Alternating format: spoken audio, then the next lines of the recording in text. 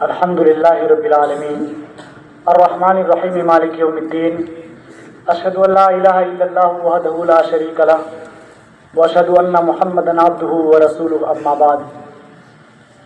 آدرણીय अध्यापक महोदय एवं हमारे सामने खड़े प्रिय सज्जनों, गणतंत्र दिवस मनाने का मुख्य कारण संविधान का लागू होना है।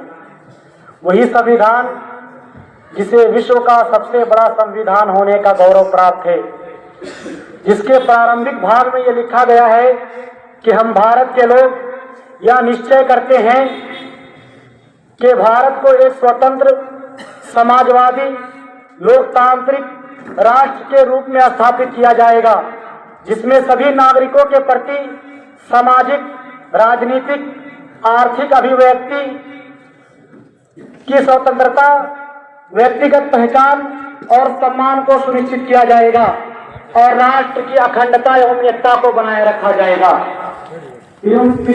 भारत 15 अगस्त 1947 को स्वतंत्र तो हुआ, परंतु यह अधिक आवश्यक था कि भारत की स्वतंत्रता के साथ साथ भारत का प्रत्येक नागरिक भी स्वतंत्र एवं आजाद हो, क्योंकि कोई भी राष्ट्र तब तक पूर्ण रूप से स्वतंत्र एवं आजाद नहीं हो सकती जब तक उसमें लोकतांत्रिक का कानून न हो। इसलिए भीमराव अंबेडकर के विशेष सहयोग से 26 नवंबर 1949 को भारतीय लोकतांत्रिक व्यवस्था पूर्ण रूप से विकसित हुई और भारत का लोकतांत्रिक संविधान 26 जनवरी 1950 को लागू हो गया और उसी दिन से भारत एक लोकतांत्रिक देश बन गया। प्रिय मित्रों, तब से हम 26 जनवरी को गणतंत्र दिवस के रूप में मनाते चले आ रहे हैं। संविधान लागू होने के बाद जनता को आशा थी कि उनकी आवाज सुनी जाएगी, पीड़ितों को राहत मिली कि न्याय मिलेगा, अल्पसंख्यकों को शांति मिली कि समाज में सुरक्षा और समान अवसर प्राप्त होंगे, निचले वर्गों को यह शांति मिली कि उन्हें अब भेदभाव समाप्त होगा। कुल मिलाकर विभाजन का दर्द सहने के बाद जनता को यह आशा थी कि एक सुखद जीवन मिलेगा और इस धरती को सोना बनते देखेंगे। परंतु इतने वर्ष व्यतीत होने के बाद लोकतंत्र के इन सपनों की एक भयानक तस्वीर हमारे दृष्टि के सामने है। लोकतंत्र का एक महत्वपूर्ण स्तंभ न्याय है। यदि हम न्यायपालिका का जायजा लें तो भारतीय अंतर्राष्ट्रीय रूल ऑफ लॉ इंडेक्स के अनुसार 68वें स्थान पर भारत है और कानून, नियम और सुरक्षा के मामले में 111वें स्थान पर है।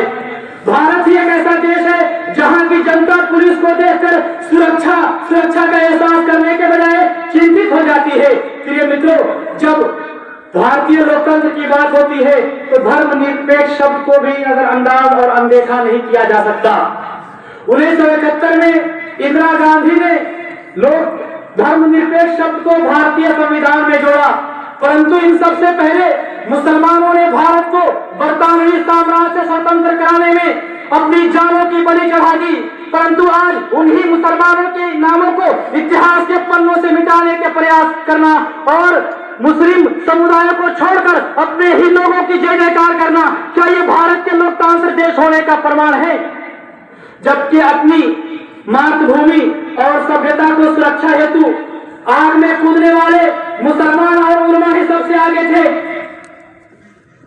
इसलिए प्रतिशोध एवं बदला भी उनसे ही लिया गया। मौलवियत को बगावत का पर्याय मान लिया गया और इस इंडिया कंपनी द्वारा यह आदेश जारी कर दिया गया कि लंबी दाढ़ी और लंबे कुर्ते वाले जहां कहीं भी दिखाई दे उन्हें फांसी के फंदे पर चढ़ा दिया जाएगा। और ये कत्ल और फांसी का ये क्रम लगभग 2 हफ्तों तक चला। एक हिंदू इतिहासकार विमा रामगुप्त ये कहता है कि 1857 में 5 लाख मुसलमानों को फांसी पर लटकाया गया था। एडवर्ड टाइम्स के अनुसार सिर्फ दिल्ली में 500 उलमा को फांसी के फंदे पर लटका दिया गया। जब जलियांवाला बाग हत्याकांड में जनरल डायर ने गोली चलाने का आदेश दे दिया, पूछा गया क्यों चलवाई गोली, कहा मुसलमान भाग रहे थे इसलिए गोली चलवानी पड़ गई। उसी वक्त पठान के बेटे एक अब्दुल गफ्फार खान ने खड़े होकर कहा था कि सरकार अगर यदि एक भी गोली मुसलमान की पीठ पर लगी दिखा दे तो उसी दिन मुसलमान आजादी के संग्राम से निकल जाएगा। 5 दिनों तक पोस्टमार्टम चला, 76 मुसलमानों की 76 पठानों के शव बरामद हुए और 76 के 76 पठानों के सीने पर गोली लगी थी। परंतु आज उन्हीं मुसलमानों को बलिदानों को भुलाया जा रहा है, उनको ही देशद्रोही कहा जा रहा है। और हद तो ये है कि अब चारों ओर घृणा, नफरत और धर्म निरपेक्षता की जगह बहुसंख्यकों को प्रभाव वाली सरकार दिखती है। प्रिय मित्रों, और न्यायपालिका मूक दर्शक बनी रहती है। आखिर वो कौन सा कारण है जिसने इस देश की रंगीन विविधता और इसकी देश की संस्कृति, जिसकी चर्चा पूरे संसार में होती थी, जिसकी जहां की मीडिया एक गंभीर विषय पर चर्चा करती थी, जहां की मीडिया सरकार की खुलकर आलोचना करती थी, वही मीडिया आज छोटी सी छोटी विवाद में उलझी हुई है। इन सब की समस्याओं का जड़ क्या है? क्या हमने राजनीति की समझ खो दी है? क्या जनता को भटका दिया गया है? या जनता खुद भटक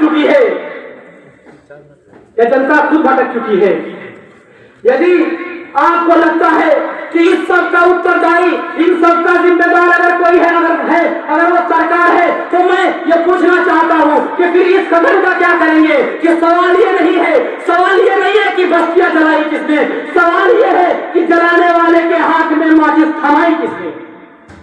प्रिय मित्रों, कितना अच्छा होता कि जो संघर्ष हमारे पूर्वजों ने की, हम उनका अधिकार निभा पाते। कितना अच्छा होता कि जमुना की